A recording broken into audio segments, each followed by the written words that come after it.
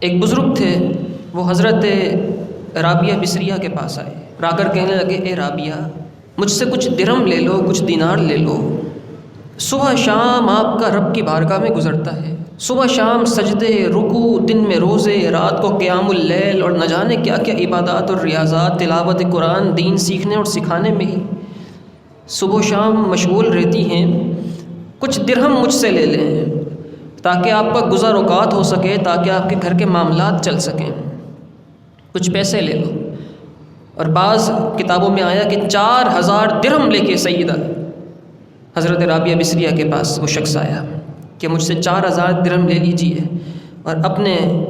گزر اوقات کے لیے یہ آپ کے لیے کافی ہو جائیں گے، کچھ ٹائم تک چل جائیں گے۔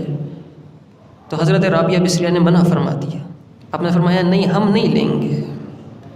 ہم نہیں لے سکتے۔ فرمایا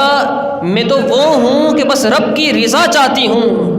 میں اس کی رضا چاہتی ہوں، اس کی محبت دل میں کرنا چاہتی ہوں، میں تو دنیا اس سے مانگتے ہوئے شرماتی ہوں جو دنیا کا مالک ہے، تو اس سے دنیا کیسے لے لوں جو دنیا کا مالک ہی نہیں ہے، جو مالک ہی نہیں ہے دنیا کا، اس سے 4000 درہم لے لوں؟ میں تو رب سے بھی دنیا نہیں مانگتی، میں تو کہتی ہوں اپنی محبت دے دے بس۔ واللہ انی لاستحی ان اسأل الدنیا ممن یملکها فکیف ممن لا یملکها۔ فرمایا میں تو اس سے مانگتے ہوئے شرماتی ہوں جو دنیا کا مالک ہے، تو اس سے کیسے لے لوں جو مالک ہی نہیں ہے، دنیا کی ملکیت ہی نہیں رکھتا۔ تو رب ذوالجلال کی محبت